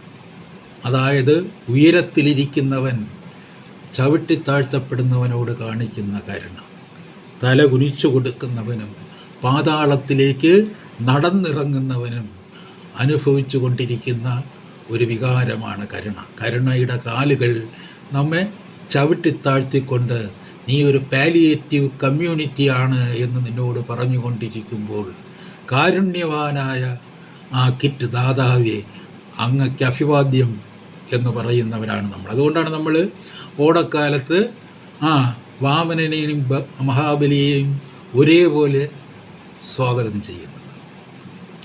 അത് ഭയത്തിൻ്റെയും കരുണയുടെയും രണ്ടറ്റങ്ങളാണ്. അതായത് കബളിപ്പിക്കപ്പെടുന്ന ഒരു മഹാബലി, ദാനശീലനായ ഒരു മഹാബലി പാതാളത്തിലേക്ക് ചവിട്ടിത്താഴ്ത്തപ്പെടുമ്പോൾ ചതിയനായ ഒരു വിഷ്ണു ഭഗവാൻ അദ്ദേഹത്തെ പാതാളത്തിലേക്ക് യാത്ര അയക്കുമ്പോൾ ഈ പാതാളം നിങ്ങൾക്കുള്ളതാണ് എന്ന് പറയുന്ന, ഈ പാതാളം നിങ്ങൾക്കുള്ളതാണ് എന്ന് പറഞ്ഞു തരുന്ന ഒരു അധികാരശക്തിയോട് നമുക്കുള്ള വിധേയത്വത്തിന് അടിസ്ഥാനമായ അധികാരശക്തി നമ്മോട് കാണിക്കുന്ന കാരുണ്യമാണ്. ഈ കാരുണ്യം ഞാൻ ജനകീയാസൂത്രണത്തിലൂടെ ജനങ്ങൾക്ക് കൊടുക്കാൻ ശ്രമിച്ചു എന്ന് പറയുന്ന ഒരു വിഡ്ഢിയുടെ പടുവ ജനങ്ങൾ ഇന്നും നാം കേട്ടുകൊണ്ടിരിക്കുകയാണ്. ഈ കാരുണ്യം 3,16,000 കോടി രൂപയുടെ ഋണബാധ്യതയാണ് ഈ കാരുണ്യം, അതിൻ്റെ പാതാളമാണ് കാരുണ്യം എന്നുള്ള കഥ നമ്മൾ കേട്ടുകൊണ്ടിരിക്കുകയാണ്. അപ്പോൾ കരുണ എന്ന് പറയുന്നത്, എനിക്ക് എൻ്റെ സഹജീവിയോട് കരുണ ഉണ്ടാകുന്നു എന്ന് പറയുന്നതും ഈ അധികാരസ്ഥാനത്ത് നിന്ന് അധികാരസ്ഥാനീയനല്ലാത്ത അവശനോട് കാട്ടുന്ന ഒരു സഹതാപത്തെ നമ്മൾ കരുണ എന്ന് വിളിക്കുന്നതും രണ്ടും രണ്ടാണ്. ഈ പറയുന്ന അധികാരസ്ഥാനീയൻ്റെ സഹതാപത്തെ അല്ല അരിസ്റ്റോട്ടിൽ കരുണ എന്ന് പറയുന്നത്. നമുക്ക് അഫ്ഗാൻ ജനതയോട് സിമ്പതിയുണ്ട്, സഹാനുഭാവമുണ്ട്. ആ സഹാനുഭാവത്തെയാണ് കരുണ. നേരത്തെ ഭയം എന്നതുപോലെ എങ്ങനെയാണ് ഭയവും കരുണയും പരസ്പര വിരുദ്ധം എന്ന് നമ്മൾ ഒന്ന് നാശത്തിൻ്റെയും ഒന്ന് അടുത്തു വരാൻ നമ്മളെ ആശ്ലേഷിക്കുകയാണ്. കരുണയിലൂടെ നമ്മൾ ആശ്ലേഷിക്കപ്പെടുകയും ഭയന്ന് നമ്മൾ പാലായനം ചെയ്യുകയും ചെയ്യുമ്പോൾ ഇത് രണ്ടും ഒരു രാഷ്ട്രീയ വ്യവസ്ഥയെ നിലനിർത്തുന്ന രണ്ട് ഘടകങ്ങളാണ് എന്നൊരു വ്യാഖ്യാനമുണ്ട്. പക്ഷേ അരിസ്റ്റോട്ടിൽ പറയുന്നത് ഭയം എന്നതുപോലെ ഈ കരുണ എന്ന് പറയുന്നത്, എൻ്റെ സഹജീവിയോട് ഒരു അഫ്ഗാൻകാരനോട് എനിക്കുണ്ടാകുന്ന കരുണ എന്ന് പറയുന്നതിന് അടിസ്ഥാനം നാളെ എനിക്കും ഇത് സംഭവിക്കാം എന്നുള്ള ധാരണയാണ്. നാളെ എനിക്കും ഇത് സംഭവിക്കാം എന്നുള്ള ധാരണ ഇന്ത്യയുടെ ഓരോ മനസ്സിലും ഉണ്ടായിക്കൊണ്ടിരിക്കുകയാണ്. നമ്മൾ ഇന്ന് ജീവിക്കുന്ന കേരളത്തിൽ നമ്മൾ ജീവിക്കുകയാണോ മരിക്കുകയാണോ എന്നൊരു ചോദ്യത്തിന് ഉത്തരം കണ്ടെത്താൻ ശ്രമിച്ചുകൊണ്ടിരിക്കുന്ന ഒരു ജനതയെ സംബന്ധിച്ചിടത്തോളം ഇന്ന് അവിടെ സംഭവിക്കുന്ന ഈ ഭീകരാന്തരീക്ഷത്തിൻ്റെ പതിപ്പുകൾ നമ്മുടെ ഭൂമിയിൽ പ്രത്യക്ഷ രൂപത്തിൽ അരങ്ങേറുമെന്നും അപ്പോൾ നമ്മൾ എന്തായിത്തീരുമെന്നും നമുക്ക് പറയാൻ കഴിയുകയില്ല. നമ്മുടെ കുഞ്ഞുങ്ങൾ എവിടെ പോകുമെന്ന് നമുക്ക് പറയാൻ കഴിയുകയില്ല. അതുകൊണ്ട് ഇപ്പോഴേ നമ്മൾ ഓൺലൈനിൽ ഒളിച്ചിരിക്കാമെന്നും കുഞ്ഞുങ്ങളുടെ പള്ളിക്കൂടങ്ങൾ അടച്ചുപൂട്ടാമെന്നും എല്ലാവരുടെയും ചലന സ്വാതന്ത്ര്യങ്ങളെ അരിഞ്ഞു വീഴ്ത്താമെന്നും അതൊരു മഹത്തായ അവസ്ഥയാണെന്നും അവസരമാണെന്നും ഇനി നമ്മൾ നോളജ് എക്കോണമിയുടെ യുഗത്തിലേക്ക് ചാഞ്ചാട്ടം നടത്തിക്കൊണ്ടിരിക്കുകയാണ് എന്നുമൊക്കെ പറഞ്ഞുകൊണ്ടിരിക്കുമ്പോൾ അപകടം നമ്മുടെ വീട്ടുവാതിൽക്കൽ എത്തി നിൽക്കുന്നു. ആ അപകടത്തിൻ്റെ ഒരു മുഴക്കമാണ് ഈ കോവിഡിനെ കുറിച്ചുള്ള അഭ്യാസം എന്ന് പറയാൻ ഞാൻ മടിക്കുന്നില്ല. അല്ലെങ്കിൽ ശാസ്ത്രീയ കാരണങ്ങൾ നിരത്തിവെച്ചുകൊണ്ട് നിൻ്റെ TPRൻ്റെ ശാസ്ത്രീയത എന്താണ്? നിങ്ങൾ ഈ പറയുന്നു രോഗവ്യാപനത്തിൻ്റെ തോത് കുറഞ്ഞു വരുന്നു, ടെസ്റ്റ് കുറയും തോറും രോഗവ്യാപനം കുറയുന്നു. അതായത് രോഗമുള്ളവരെ മാത്രം ചികിത്സിച്ചാൽ നിങ്ങൾക്ക് രോഗവ്യാപനം എന്നൊരു മിഥ്യ സൃഷ്ടിച്ച് ജനങ്ങളെ ഭയപ്പെടുത്താൻ കഴിയുകയില്ല, ജനങ്ങളുടെ ജീവിതത്തെ ഉപരോധിക്കാൻ കഴിയുകയില്ല. ഉപരോധിക്കപ്പെട്ട ഒരു ജീവിതമാണ് നമ്മുടേത് എന്നുള്ളത് കൊണ്ട് നാം അഫ്ഗാനിസ്ഥാൻ അന്യമല്ല എന്നും അഫ്ഗാനിസ്ഥാൻ്റെ മറ്റൊരു പതിപ്പായി നമ്മൾ മാറിക്കൊണ്ടിരിക്കുകയാണെന്നും നമ്മെ ഭരിക്കുന്നത്, കേരള ജനതയെ ഭരിക്കുന്നത് സത്യം തുറന്നു പറയുവാനും പ്രതിഷേധിക്കുവാനും പ്രതികരിക്കാനുമുള്ള അവസ്ഥ കൈവിട്ടുപോയ ഒരു ജനതയുടെ ഇമ്പോർട്ടൻസ് ആണ് എന്നും പറയേണ്ടിയിരിക്കും. എന്താണ് നിങ്ങൾ പറയുന്നതിൻ്റെ സാങ്കത്യം എന്ന് ഇവിടുത്തെ വിദഗ്ധനോട് ചോദിക്കുവാൻ, നാവുയർത്തുവാൻ ഒരു വൈദ്യശാസ്ത്ര വിദഗ്ധനും തയ്യാറാകാത്ത ഒരു കേരളത്തിൽ, ആ ലജ്ജാകരമായ കേരളത്തിൻ്റെ അവസ്ഥയിൽ നിന്നുകൊണ്ട് നമ്മൾ ഭയത്തിൻ്റെ മറ്റൊരു അരങ്ങാണ് എന്ന് മനസ്സിലാക്കുക. നമ്മുടെ മനസ്സിനെ ഭയം പിടികൂടിയിരിക്കുന്നു എന്നുള്ളത് കൊണ്ടാണ് എന്താണ് നിൻ്റെ ഈ TPR എന്ന് ചോദിക്കാൻ നമ്മൾ മടിക്കുന്നു. കാരണം നിങ്ങൾ ദിവസം 2 ലക്ഷം ടെസ്റ്റ് നടത്തുന്നതിൻ്റെ ഔചിത്യം എന്താണ്? ഞാൻ അത് പറഞ്ഞില്ലേ, തുടക്കത്തിൽ ഞാൻ ചൂണ്ടിക്കാണിച്ചത് അതാണ്. അതായത് ടെസ്റ്റുകളുടെ എണ്ണം കുറയുമ്പോൾ രോഗവ്യാപനവും കുറയുന്നു. അതായത് ഇപ്പോൾ ഒരു രോഗമുള്ള ആൾ രോഗമില്ലാത്ത എത്ര പേർക്ക് ഇത് കൊടുക്കുന്നു എന്നറിയണമെങ്കിൽ രോഗമില്ലാതിരിക്കുന്ന ആളുകളെ ടെസ്റ്റ് നടത്തി നിങ്ങളിൽ അവർ വൈറസ് കണ്ടെത്തണം. അങ്ങനെ രോഗമില്ലാത്ത ആളുകളിൽ വൈറസ് കണ്ടെത്തുമ്പോൾ ഇദ്ദേഹവുമായി കോണ്ടാക്റ്റ് ഉണ്ടായതുകൊണ്ടാണ് ഉള്ളത്. ഇവിടെ 10 പേർക്ക് രോഗമുണ്ട്, 2000 പേർക്ക് രോഗമില്ലാത്തവർക്ക് ടെസ്റ്റ് പോസിറ്റീവാണ് എന്ന് പറയുമ്പോൾ 10 പേർ 2000 പേർക്ക് രോഗമുണ്ടാക്കി എന്ന് പറയുമ്പോൾ 6 എന്ന് പറയുന്ന ആ വലിയ ഇംഗ്ലീഷ് അക്ഷരത്തിൻ്റെ കൂടെ നിങ്ങൾ 4എന്നോ 5എന്നോ 10എന്നോ ഒക്കെ എഴുതേണ്ടി വരും. നേരെ മറിച്ച് ലക്ഷണങ്ങളില്ലാത്ത ആൾക്കാരെ നിങ്ങൾ പരിശോധിച്ച് അവർ പോസിറ്റീവാണെന്ന് തിട്ടപ്പെടുത്താൻ ശ്രമിക്കുന്നില്ല എന്നുണ്ടെങ്കിൽ ആ ടെസ്റ്റുകളുടെ എണ്ണം കുറഞ്ഞു വരിക, ടെസ്റ്റുകൾ ഇല്ലാതായി തീരുകയാണെന്നുണ്ടെങ്കിൽ രോഗവ്യാപനവും ഇല്ലാതായിത്തീരും. കേരളത്തിൻ്റെ ആദ്യ ഘട്ടത്തിൽ നിങ്ങൾ എത്ര ടെസ്റ്റുകൾ നടത്തി ദിനം പ്രതി? ടെസ്റ്റുകളുടെ എണ്ണം വളരെ കുറവായിരുന്നു. നിങ്ങൾ ഒരാൾക്ക് രോഗം ബാധിച്ചിട്ട് അയാൾക്ക് വേണ്ടിയുള്ള റൂട്ട് മാപ്പ് തയ്യാറാക്കി ആ വഴികളിലൊക്കെ നിങ്ങൾ ടെസ്റ്റുകളുമായി സഞ്ചരിച്ചുവെങ്കിലും ടെസ്റ്റുകളുടെ എണ്ണം പരിമിതമായിരുന്നു എന്നുള്ളത് കൊണ്ട് നിങ്ങൾക്ക് സാമൂഹ്യ വ്യാപനം എന്നൊരു കടങ്കഥ പ്രചരിപ്പിക്കുവാൻ അവസരം കിട്ടിയില്ല. ഇന്ന് നിങ്ങൾക്കത് കിട്ടിയിരിക്കുന്നു. അതായത് ഭയഗ്രസ്തമായ ഒരു കേരളത്തിലാണ് ഞാനും നിങ്ങളും ജീവിക്കുന്നത് എന്ന് പറയുമ്പോൾ അഹോ അഫ്ഗാൻ എന്ന് പറഞ്ഞ് നാം വിലപിക്കേണ്ട കാര്യമില്ല. അത് പണ്ട് ബൈബിളിൽ പറഞ്ഞതുപോലെ യെരൂശലേം പുത്രിമാരെ നിങ്ങൾ നിങ്ങളെ ഓർത്ത് വിലപിക്കിൻ എന്ന് യേശു പറയുന്നുണ്ട്. അതുകൊണ്ട് യെരൂശലേമിനെ തന്നെ ഓർത്ത് വിലപിക്കേണ്ട ഒരു കാലമാണിത്. നമ്മളെ തന്നെ ഓർത്ത് വിലപിക്കേണ്ട ഒരു കാലമാണിത്. അതുകൊണ്ട് അഹോ അഫ്ഗാൻ എന്ന് നമ്മൾ നിലവിളിക്കേണ്ട.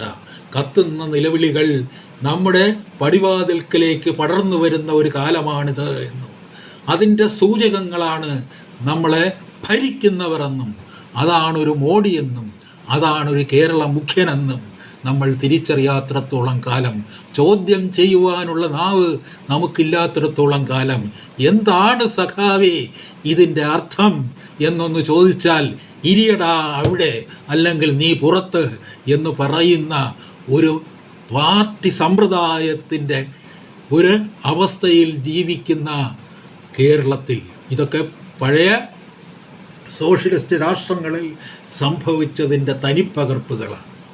എങ്ങനെയാണ് ഒരു ജനതയ്ക്ക് അവരുടെ രാജ്യവും ജീവിതാവകാശവും നഷ്ടപ്പെട്ടു പോയത് എന്നതിൻ്റെ പാഠങ്ങൾ നമ്മൾ പഠിച്ചുകൊണ്ടിരിക്കുമ്പോൾ എങ്ങനെയാണ് സോഷ്യലിസ്റ്റ് നാഗരികത ഒരു വലിയ ശൈഥില്യത്തിൻ്റെതായ രക്തവും മാംസവും ചോരയുമായി നിലത്ത് വീണ് ഉരുളുന്നത് എന്ന് നമ്മൾ കണ്ടുകൊണ്ടിരിക്കുമ്പോൾ എങ്ങനെയാണ് അതിൻ്റെ പ്രത്യാഘാതങ്ങൾ ലോകത്തെ ആകെ വേട്ടയാടി പിടിക്കുന്നതെന്നും മതഭ്രാന്തിൻ്റെ പേരിൽ മതവൈരത്തിൻ്റെ പേരിൽ പരസ്പരം കൊല്ലുവാനും തിന്നുവാനും പ്രേരിപ്പിക്കുന്ന നരഭോജികളുടെ യുഗത്തിലേക്ക് എങ്ങനെയാണ് നമ്മൾ മടക്കയാത്ര നടത്തിക്കൊണ്ടിരിക്കുന്നതെന്നും കാണുമ്പോൾ നമ്മൾ മനസ്സിലാക്കുക, നമുക്ക് മുന്നറിയിപ്പുകൾ ലഭിച്ചുകൊണ്ടിരിക്കുന്നു.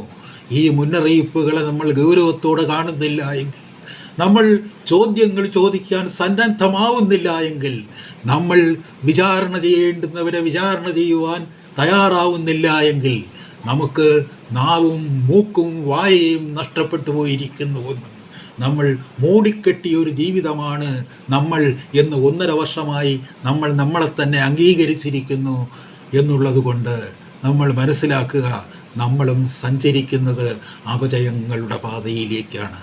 അപജയങ്ങളുടെ പാതയിലേക്കാണ്.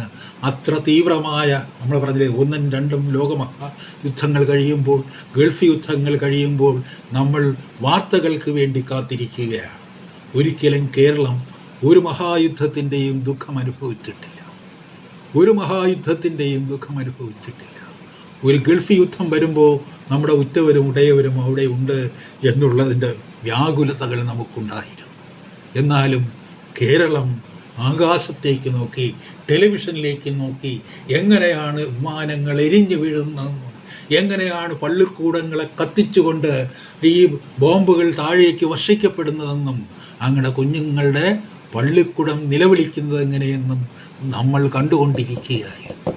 ഇപ്പോൾ കുഞ്ഞുങ്ങളുടെ പള്ളിക്കൂടം നമ്മുടെ ചരിത്രത്തിൽ നിന്ന് പതിയെ പതിയെ അപ്രത്യക്ഷമായിക്കൊണ്ടിരിക്കുന്ന ഒരു കാലഘട്ടത്തിൽ അതൊരു ശാന്തമായ പ്രശാന്തമായ ഒരു പിൻവാങ്ങലിൻ്റെ, ഒരു നിശബ്ദമായ പിൻവാങ്ങലിൻ്റെ കാലത്തിലേക്ക് നമ്മൾ സഞ്ചരിച്ച് നമ്മൾ ശൂന്യതയിലേക്ക് എത്തിക്കൊണ്ടിരിക്കുകയാണ് എന്നുള്ളൊരു തിരിച്ചറിവിൽ നമ്മൾ ഇനിയും എത്തില്ല എങ്കിൽ, എന്നിൽ നിന്ന് പിടിച്ചെടുത്ത ജീവിതം എനിക്ക് തിരിച്ചു തരണമെന്ന് പറയുന്ന ഒരു ജനതയായി നമ്മൾ മാറുന്നില്ല എങ്കിൽ, അതിനുള്ള കരുത്ത് കേരളത്തിൻ്റെ മനസ്സിന് നഷ്ടപ്പെട്ടു പോയിരിക്കുന്നുവെങ്കിൽ നമ്മൾ ദുഃഖിക്കേണ്ടി വരും. നമ്മളല്ല, ഞാൻ 70-ലെത്തി നിൽക്കുന്ന ഈ വയോവൃദ്ധനല്ല ദുഃഖിക്കേണ്ടി വരുന്നത്.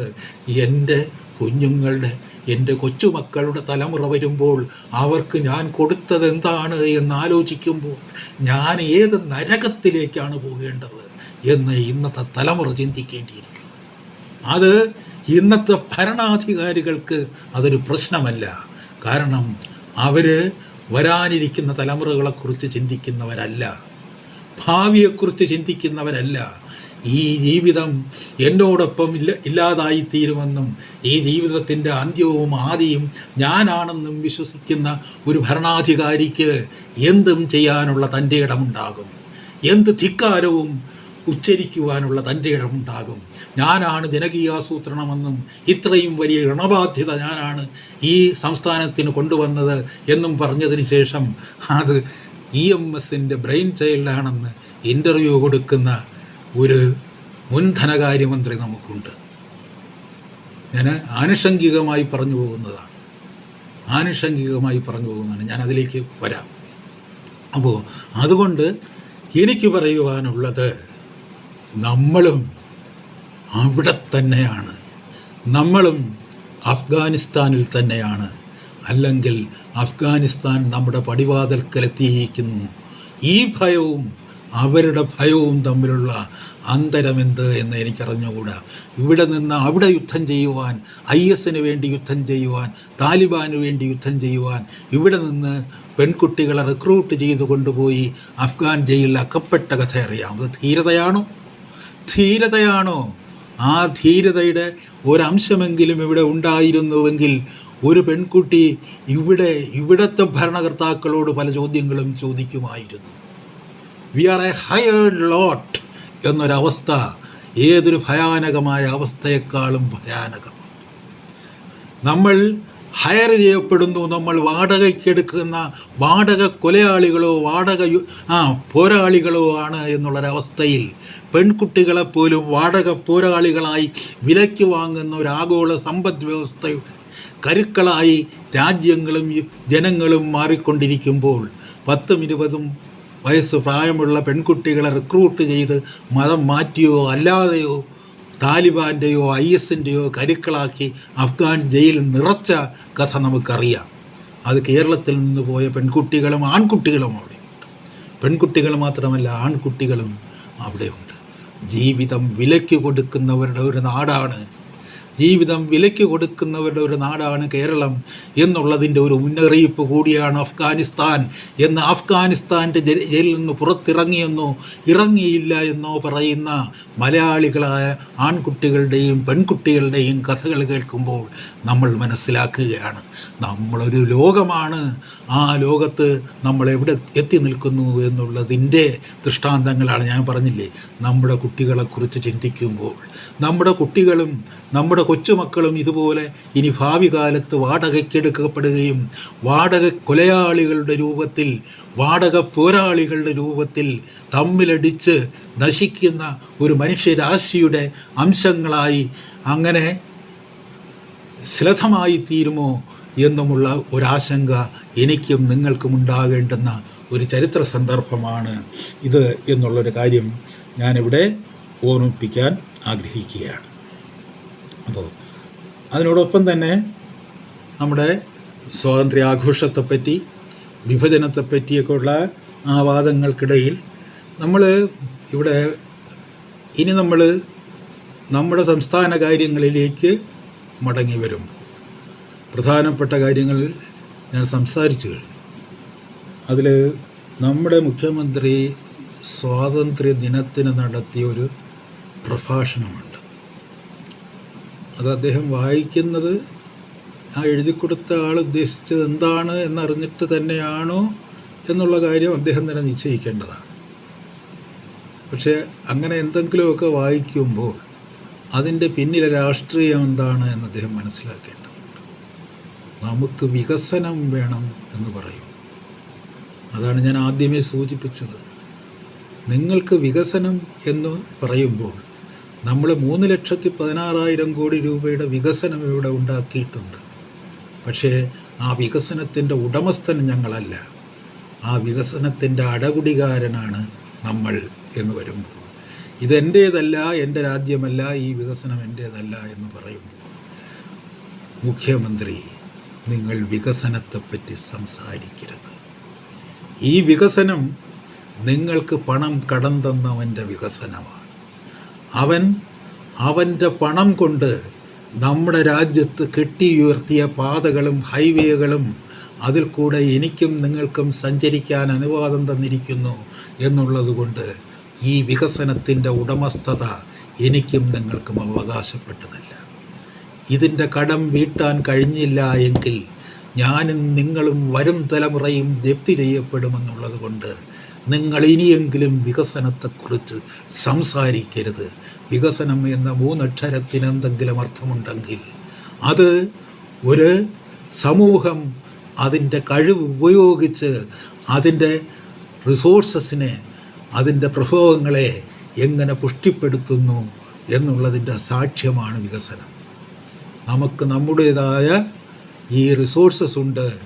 ആ റിസോഴ്സസിനെ നമ്മൾ എങ്ങനെ പ്രയോജനപ്പെടുത്തി എത്രത്തോളം നമ്മൾ വികസിപ്പിക്കുന്നു, അതിലൂടെ എങ്ങനെയാണ് നമ്മൾ ഒരു ജനത എന്ന നിലയിൽ ചരിത്രത്തിൽ മുന്നേറുന്നത് എന്നതിനെക്കുറിച്ച് ആലോചിക്കുമ്പോൾ ഒരു അധമണ്ണൻ്റെ ഒടിഞ്ഞു മടങ്ങിയ ശിരസുമായി നിൽക്കുന്ന ഒരു ഭരണാധികാരിക്ക്, ഇത്രയും ബാധ്യതകൾ കുമിഞ്ഞുകൂടി കിടക്കുന്ന ഒരു ശിരസുമായി നിൽക്കുന്ന ഒരു ഭരണാധികാരി, ഇപ്പോൾ ദാമോദർ നരേന്ദ്രവാല മോദി, അദ്ദേഹത്തിനെന്തും പറയാം.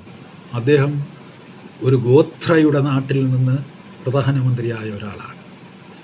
ഒരു ഗോത്ര നമുക്കിനിയും സങ്കല്പിക്കാനാവാത്ത ഒരു ജീവിത ശൈലിയാണ്. അതുകൊണ്ട് നരേന്ദ്രമോദിക്ക് വികസനത്തെപ്പറ്റി എന്തും പറയാം, അതിന് അവകാശമുണ്ട്. പക്ഷേ കേരളം ഭരിക്കുന്ന മുഖ്യമന്ത്രി വികസനത്തെക്കുറിച്ച് പറയുമ്പോൾ ഈ വികസനം നമ്മുടേതാണോ എന്നുള്ളത് തിട്ടപ്പെടുത്തുന്നതിന്, ഈ വികസനം വഴി നമുക്കുണ്ടായ ഋണബാധ്യത ആര് കൊടുത്തു തീർക്കും എന്നുള്ളതിനെപ്പറ്റി ആലോചിക്കേണ്ടതുണ്ട്. ഞാൻ പറയുന്നതിന് കാരണം, ഇപ്പോൾ കിഫ്ബി വന്നതിന് ശേഷം കിഫ്ബി പുതുതായി ഉണ്ടാക്കുന്ന വായ്പാ ബാധ്യതകൾ ഗവൺമെൻറ് കൊടുത്തു തീർക്കുമെന്നും, ഇപ്പോൾ ഗവൺമെൻറ്റിൻ്റെ മുഴുവൻ വരുമാനവും അങ്ങനെ ഡൈവേർട്ട് ചെയ്യുമ്പോൾ ഇനി ഇവിടെ സ്ഥിരശമ്പളക്കാരായ ആൾക്കാർക്ക് ശമ്പളം കൊടുത്തില്ല എങ്കിൽ ഇവിടുത്തെ ഒരു ഗവൺമെൻറ്റിന് നിലനിൽപ്പില്ല എന്നുള്ളത് കൊണ്ട് ഇപ്പോൾ കോവിഡാണ്, നിങ്ങൾ വീട്ടിലിരിക്കുമ്പോഴും നിങ്ങൾക്ക് ശമ്പളമുണ്ടാകും എന്ന് പറയുകയും അവരിൽ നിന്ന് പലതരത്തിലുള്ള അവർ ജോലി ചെയ്യാതിരിക്കുന്ന നിങ്ങൾക്ക് കുറച്ച് കാശ് തന്നുകൂടെ എന്ന് ചോദിക്കുമ്പോൾ കാരുണ്യവാന്മാരായിട്ടുള്ള നമ്മുടെ സംഘടിത മധ്യവർഗത്തിൻ്റെ പ്രതിനിധികൾ കൈയച്ച് സംഭാവന ചെയ്യുകയും അങ്ങനെ വാക്സിൻ ചലഞ്ചായി തന്നെ നമ്മൾ കോടികൾ സമ്പാദിക്കുകയും ചെയ്ത ഒരു രാജ്യത്തിൻ്റെ മഹത്തരമായ ഐക്യബോധത്തെപ്പറ്റി ഞാനൊന്നും പറയുന്നില്ല.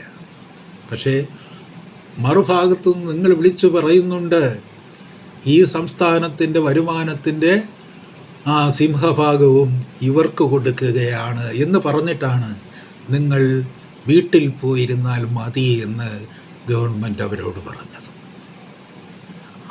ഇനി നിങ്ങൾ ഈ പറഞ്ഞില്ലേ തിരിച്ചടവിലൂടെ, ഇനി നിങ്ങൾ കിഫ്ബി എന്ന് പറയുന്ന ഒരു മാരക ദേശവിരുദ്ധ പ്രയോഗത്തിലൂടെ, സംസ്ഥാന വിരുദ്ധ പ്രയോഗത്തിലൂടെ, ജനവിരുദ്ധ പ്രയോഗത്തിലൂടെ കൂടുതൽ വായ്പയും കൂടുതൽ പലിശയും ഈ ജനങ്ങൾക്ക് മേൽ അടിച്ചേൽപ്പിക്കുമ്പോൾ ഖജനാവിൻ്റെ അവസാന ചില്ലിയും അവനെടുത്ത് കടം വീട്ടാം എന്ന് എഴുതി കൊടുത്തിരിക്കുമ്പോൾ കടം വീട്ടാതെ അവൻ നിങ്ങളെ വിടുകയില്ല. അവിടെ ബോണ്ടുകളുണ്ട്, അവിടെ കുറേ കൂടി വ്യവസ്ഥകളുണ്ട്. നേരത്തെ നമ്മൾ വാങ്ങിയ കടം മറ്റൊരു ട്രാക്കിൽ നിന്ന് വരുന്നൊരു കടമായിരുന്നു എന്നുള്ളത് കൊണ്ട് അവന് നമ്മുടെ രാജ്യം ജപ്തി ചെയ്തു കൊണ്ടുപോകാനുള്ള അവകാശമുണ്ട്. ഇവന് നമ്മൾ പണം മടക്കി കൊടുത്തേ മതിയാകൂ. ഇതിനിടയിൽ നിന്നുകൊണ്ടാണ് ഇവിടെ ഇൻവെസ്റ്റേഴ്സ് വരുന്നില്ല എന്ന് പറയുമ്പോൾ നമ്മുടെ മുഖ്യമന്ത്രി പറയുന്നു, ഞാൻ ഇൻവെസ്റ്റേഴ്സ് മീറ്റ് വിളിക്കും, ഇൻവെസ്റ്റേഴ്സിനെ കൊണ്ടുവരും. വരട്ടെ ഇൻവെസ്റ്റേഴ്സ്. നമുക്ക് പൊതുമേഖലയിൽ ഒരു ഇൻവെസ്റ്റ്മെൻറ്റും ഉണ്ടാകാതിരിക്കുകയും ഒരു ഡിസ്ഇൻവെസ്റ്റ്മെൻറ്റ് എന്ന് പറയുന്ന ഒരു പ്രക്രിയയിലൂടെ രാജ്യം കടന്നു പോവുകയും പൊതുമേഖല ഡിസ്ഇൻവെസ്റ്റ്മെൻറ്റ് എന്ന് പറയുന്ന ഒരു പ്രക്രിയയിലൂടെ രാജ്യം കടന്നു പോവുകയും ചെയ്യുമ്പോൾ നിങ്ങൾ ആരുടെ ഇൻവെസ്റ്റ്മെൻറ്റിനെ കുറിച്ചാണ് സംസാരിക്കുന്നത്? സ്വകാര്യ കുത്തകകൾ അവർക്ക് ഇൻവെസ്റ്റ് ചെയ്യാൻ നമ്മുടെ ഭൂമി കൊടുക്കാം എന്നൊരു ഭാഗത്ത് പറയുകയും, എന്നാൽ നമ്മുടെ ജൈവ വൈവിധ്യത്തെ ആ തരത്തിൽ അനാഘാതമായി സംരക്ഷിക്കുവാൻ നമ്മൾ ചില മുൻകരുതലുകൾ എടുക്കണമെന്നും, അത് ഈ പറയുന്ന സ്വകാര്യ വ്യാവസായിക കുത്തകകളാകുമ്പോൾ അത് വേണ്ട എന്നും പറയുന്ന നിങ്ങളുടെ ഈ നിലപാടിലെ വൈരുദ്ധ്യം, നിങ്ങൾ സംസാരിച്ചത് മുഴുവനും ജൈവ വൈവിധ്യത്തെക്കുറിച്ചാണ്. എന്തറിഞ്ഞിട്ടാണ് നിങ്ങൾ ഈ ജൈവ വൈവിധ്യം എന്ന് പറയുന്നത്? ഒരു Karimpara it is known living, അത് അചേതനമാണ്. പക്ഷേ നമ്മുടെ ഒരു എക്കോസിസ്റ്റത്തിൽ, അതായത് നമ്മുടെ ഒരു ആവാസ വ്യവസ്ഥയിൽ അതായത് ഒരു ലോക ആവാസ വ്യവസ്ഥയിൽ ഒരു കരിമ്പാറ അതൊരു സംരക്ഷകനാണ്, ജീവനുള്ള ഒരു പാറാവുകാരനാണ്. അതുകൊണ്ട് നിങ്ങൾ ഏത് ജൈവഘടനയെക്കുറിച്ചാണ് സംസാരിക്കുന്നത്? കല്ലുകൾ സംസാരിക്കുമെന്നും മതിലുകൾ സംസാരിക്കുമെന്നും വീടിനുള്ളിൽ ഞാനിരിക്കുന്ന എൻ്റെ മുറി സംസാരിച്ചു കൊണ്ടിരിക്കുമെന്നും ഭിത്തികൾക്കപ്പുറവും ഇപ്പുറവും നിൽക്കുന്നവർ മാത്രമല്ല ഭിത്തികൾ സംസാരിക്കുമെന്നും അടർന്നു വീഴുന്ന ഭിത്തികളും കെട്ടിയുയർത്തുന്ന ഭിത്തികളും അതൊക്കെയും നമ്മളൊരു ആവാസ വ്യവസ്ഥയിൽ പ്രകൃതിയിൽ നിന്ന് നമുക്ക് ഒരു സൗജന്യം എന്ന തരത്തിൽ ലഭിക്കുന്ന ഒരു ആവാസ വ്യവസ്ഥയിൽ നമ്മൾ അധിവാസത്തിൻ്റെ സ്ഥലങ്ങളും ചതുരങ്ങളും നിർമ്മിക്കുമ്പോഴുണ്ടാകുന്ന ഒരവസ്ഥയാണെന്ന് നമ്മൾ മനസ്സിലാക്കണം. നമുക്ക് അധിവാസത്തിൻ്റെ ചതുരങ്ങൾ കൂടിയേ മതിയാവൂ. അത് ആവാസ വ്യവസ്ഥയെ തകർക്കുവാൻ വേണ്ടിയില്ല, അത് ആവാസ വ്യവസ്ഥയുടെ വികാസം എന്നുള്ള നിലയിൽ നമുക്ക് അതിലും അപ്പുറത്തേക്ക് നമുക്ക് പോകേണ്ടതുണ്ട്. ഒരു ഈഫൽ ഗോപുരം എന്ന് പറയുന്നത് എങ്ങനെ ഉണ്ടായി എന്ന് ചോദിച്ചാൽ, ഒരു താജ്മഹൽ എങ്ങനെ ഉണ്ടായി എന്ന് ചോദിച്ചാൽ, അത് നമ്മുടെ ജൈവ വൈവിധ്യ ഘടനയെ പരിപോഷിക്കുന്ന സ്ഥലങ്ങളാണോ എന്ന് ചോദിച്ചാൽ, ഒരർത്ഥത്തിൽ അവിടെ മനുഷ്യ വ്യാപാരങ്ങൾ ഉണ്ടായിരിക്കുന്നിടത്തോളം കാലം, മനുഷ്യന് ഉയരങ്ങളിലേക്ക് കണ്ണുകളുണ്ടായിരിക്കുന്നിടത്തോളം കാലം, മനുഷ്യന് ഭൂതകാലത്തെപ്പറ്റി ഓർമ്മകൾ ഉണ്ടായിരിക്കുന്നിടത്തോളം കാലം, ഒരു പത്മനാഭപുരം കൊട്ടാരം ഒരു കാലമാണ് നമ്മുടെ മനസ്സിലേക്ക് കടത്തിക്കൊണ്ടുവരുന്നത് എന്നുള്ളത് കൊണ്ട്, പഴയ ശവകുടീരങ്ങൾ ഒരു കാലമാണ് നമ്മളെ ഓർമ്മിപ്പിക്കുന്നത് എന്നുള്ളത് കൊണ്ട്, കാലം ജീവനുള്ള പിടയുന്ന ഒരു പ്രതിഭാസമാണ് എന്ന് നമ്മൾ മനസ്സിലാക്കണം.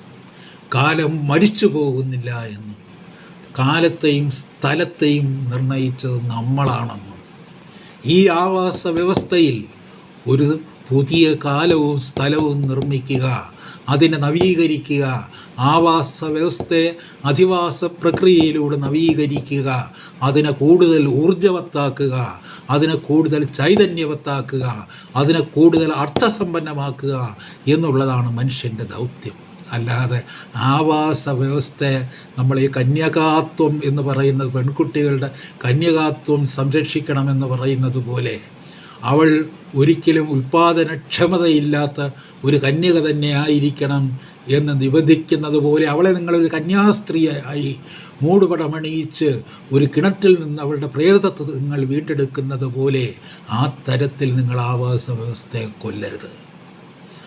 നിങ്ങൾ അവളെ ഒരു കന്യകയാക്കി, ആവാസ വ്യവസ്ഥയെ ഒരു കന്യകയാക്കി ഒരു കിണറ്റിൽ നിന്ന് ഒരു ശവശരീരമായി വീണ്ടെടുക്കുന്നതിന് പകരം ആ ആവാസ വ്യവസ്ഥയെ പ്രത്യുൽപാദനത്തിൻ്റേതായ ഒരു മണ്ഡലമാക്കി മാറ്റുക. അതായത് അതിൻ്റെ പ്രഭവത്തിൽ നിന്ന് നമുക്ക് എങ്ങനെ ഉൽപ്പന്നങ്ങളാകാം എന്നുള്ളതിനെക്കുറിച്ച് ആലോചിക്കുക. എങ്ങനെ ഉൽപ്പന്നങ്ങളുടെ ഒരു പുതിയ സ്ഥലം, ഉൽപ്പാദനത്തിൻ്റെ ഒരു പുതിയ സ്ഥലവും കാലവും നിർമ്മിച്ചുകൊണ്ട് നമുക്ക് എങ്ങനെ അതിനെ ആവാസത്തിൻ്റെ ഒരു വികസിത രൂപമാക്കി മാറ്റാമെന്നും, ആവാസത്തിൻ്റെ തന്നെ ആവാസ വ്യവസ്ഥയുടെ തന്നെ ഒരു ശൈലിയാക്കി മാറ്റാമെന്നും, ഓരോ അംശത്തിലും നിങ്ങളൊരു പ്ലാസ്റ്റിക് കഷ്ണം നിങ്ങൾ കയ്യിലെടുക്കുമ്പോഴും, നിങ്ങൾ കയ്യിലെടുക്കുന്ന ഓരോ നാരിഴയ്ക്കുള്ളിലും ജീവൻ്റെ തുടുപ്പ് നിങ്ങൾക്ക് കാണാൻ കഴിയുമെന്നും, അവിടെ ലിവിങ് എന്നും നോൺ ലിവിങ് എന്നും പറയുന്ന ആ വ്യത്യാസമില്ലാതായി തീരുന്നുവെന്നും, ലിവിങ്ങിനെയും നോൺ ലിവിങ്ങിനെയും സംയോജിപ്പിച്ചുകൊണ്ട് നിങ്ങളൊരു പുതിയ രൂപം സൃഷ്ടിക്കുമ്പോൾ, നിങ്ങളൊരു ശില്പം ഉണ്ടാക്കുമ്പോൾ എന്താ ചെയ്യുന്നത്? ഒരു ശില്പത്തിൽ നിങ്ങളൊരു ജീവൻ ഉണ്ടാക്കുമ്പോൾ നിങ്ങൾ മണ്ണ് കുഴയ്ക്കുന്നു. മണ്ണ് എന്ന് പറയുന്നത് ഒരു ജൈവപദാർത്ഥമാണ്. നിങ്ങൾ ഒരു കല്ലെടുക്കുന്നു. കല്ല് എന്ന് പറയുന്നത് നോൺ ലിവിങ് ആണ്, പക്ഷേ അതൊരു ജൈവപദാർത്ഥമാണ്. ജൈവപദാർത്ഥമായി മാറുകയാണ്. എങ്ങനെയാണ് കല്ലിൽ നിന്ന് കണ്ണീര് വരുന്നത് എന്നതിനെപ്പറ്റി പഴയ കഥകളുണ്ട്. അങ്ങനെ കല്ലിൽ നിന്ന് കണ്ണീരും കല്ലിൽ നിന്ന് ചോരയും, അങ്ങനെ നമ്മുടെ ആവാസ വ്യവസ്ഥയിലെ കരിമ്പാറകളുടെ സംരക്ഷണം, ആ സംരക്ഷണത്തിൽ നിന്ന് പുതിയ സംരക്ഷണത്തിൻ്റെ മേഖലകളും വളർച്ചയുടെ മേഖലകളും കണ്ടെത്തുക എന്നുള്ളതാണ് പരിസ്ഥിതി സൗഹൃദ വികസനം എന്ന് പറയുന്നത്. പരിസ്ഥിതിയുമായി നമ്മൾ സൗഹൃദം സ്ഥാപിക്കുന്നത് പരിസ്ഥിതിയെ കന്യാസ്ത്രീയാക്കിക്കൊണ്ടല്ല. അവളെ സ്പർശിക്കരുത്, തുടരുത്, അവൾ അവിശുദ്ധയായി തീരും, അതുകൊണ്ട് നിങ്ങൾ മാറി നിൽക്കുക എന്ന് പറഞ്ഞുകൊണ്ട് അവളെ നിങ്ങൾ ഞാൻ പിന്നെ പറയുന്നില്ല അവൾക്ക് എന്ത് സംഭവിക്കുന്നു എന്നുള്ളതിനെക്കുറിച്ച് ഞാൻ നിങ്ങളോട് പറയുന്നില്ല. അങ്ങനെ പരിസ്ഥിതിയെ സംരക്ഷിക്കുക, ആ പരിസ്ഥിതിയെ സംരക്ഷിച്ച് നിർത്തി നിങ്ങൾ മാറി നിന്ന് കൊടുക്കുക. അവർ ഇൻവെസ്റ്റേഴ്സ് വരട്ടെ, ഇൻവെസ്റ്റേഴ്സിനെ വിളിച്ചു കൊണ്ടുവരിക. അവർ ഈ പരിസ്ഥിതിയെ വേണ്ട പോലെ കൈകാര്യം ചെയ്തു കൊള്ളും. വേണമെങ്കിൽ അതിനെ ഒരു സ്പെഷ്യൽ എക്കണോമിക് സോണാക്കി മാറ്റും എന്ന് പറയുന്ന ഈ പറഞ്ഞ മുതലാളിത്ത പരിസ്ഥിതി ശാസ്ത്രത്തിൻ്റെ ആ ചൂഷണാത്മകതയുടെ പിന്തുടർച്ചയും അതിൻ്റെ വാക്കും വാദ്യമേളങ്ങളും ഒരു മുഖ്യമന്ത്രിയുടെ സ്വാതന്ത്ര്യദിന പ്രഭാഷണത്തിൽ ഉണ്ടാകുമ്പോൾ, അർത്ഥബോധമില്ലാത്ത ഒരാളാണെങ്കിൽ പോലും മുഖ്യമന്ത്രി ഒരു നിമിഷം ഇതൊക്കെ പഠിക്കാൻ ശ്രമിക്കണം. എല്ലാറ്റിലും ഒരു വൈരുദ്ധ്യാത്മകതയുണ്ട്. നിങ്ങൾ പരിസ്ഥിതി എന്ന് പറയുമ്പോൾ, ഒരു എക്കോസിസ്റ്റം എന്ന് പറയുമ്പോൾ, ആ എക്കോസിസ്റ്റത്തിൽ നമ്മൾ സൃഷ്ടിച്ച ഒരു ഹ്യൂമൻ എൻവയോൺമെൻ്റ് എന്ന് പറയുമ്പോൾ, പാരിസ്ഥിതികമായി തീരുമ്പോൾ, അത് മനുഷ്യൻ്റെ ഇടപെടലുകൾ കൊണ്ടുണ്ടായ ഒരു പരിസ്ഥിതിയാണ് നമ്മുടെ പരിസ്ഥിതിയെ നമ്മൾ മനസ്സിലാക്കുക. ആ പരിസ്ഥിതി നമ്മുടെ എക്കോസിസ്റ്റത്തെ, ആവാസ വ്യവസ്ഥയെ അല്ലെങ്കിൽ എന്തിന് ജൈവമാക്കണമെന്നാണ് ഞാൻ ചോദിക്കുന്നത്. ആവാസ വ്യവസ്ഥ എന്ന് പറയുന്നത് ഒരിക്കലും ജൈവ മാത്രമല്ല. നിങ്ങൾ ഈ ബയോസെൻട്രിസത്തിൻ്റെ ആൾക്കാർ കൊണ്ടുവരുന്ന ഈ സിദ്ധാന്തങ്ങളൊക്കെ തന്നെ പ്രതിലോമപരമാണ്. അതിനെ ഉടലോടെ വിഴുങ്ങിക്കൊണ്ട് സ്വാതന്ത്ര്യദിന പ്രസംഗം നടത്തുന്ന മുഖ്യമന്ത്രിയോട് എനിക്കൊരപേക്ഷയുണ്ട്. അറിയാൻ പാടില്ലാത്ത കാര്യങ്ങൾ പ്രസംഗിക്കാതിരിക്കുക, അത്രയെങ്കിലും നിങ്ങൾക്ക് ചെയ്യാം. അറിയാൻ പാടില്ലാത്ത കാര്യങ്ങളുടെ ആചാര്യനാണ് നിങ്ങളെന്ന മട്ടിൽ നിങ്ങളിവിടെ കോവിഡിനെ തുരത്താൻ വേണ്ടി നടത്തുന്ന അഭ്യാസങ്ങൾ നമ്മുടെ സംസ്ഥാനത്തെയും ജീവിതത്തെയും എവിടെ കൊണ്ടെത്തിച്ചിരിക്കുന്നു എന്നുള്ളൊരു തിരിച്ചറിവിൻ്റെ ഒരു മുഹൂർത്തം എന്നെങ്കിലും നിങ്ങളുടെ ജീവിതത്തിൽ ഉണ്ടാകുമെങ്കിൽ, നിങ്ങൾക്ക് പശ്ചാത്തപിക്കുവാനുള്ള മനസ്സന്നദ്ധത നിങ്ങളുടെ ഹൃദയത്തിൻ്റെ ഏതെങ്കിലും കോണിൽ ഒളിഞ്ഞിരിപ്പുണ്ടെങ്കിൽ, അന്ന് നിങ്ങളുടെ വ്യാകുലതകൾ അനന്തമായിരിക്കും എന്നെനിക്ക് ഉറപ്പുണ്ട്.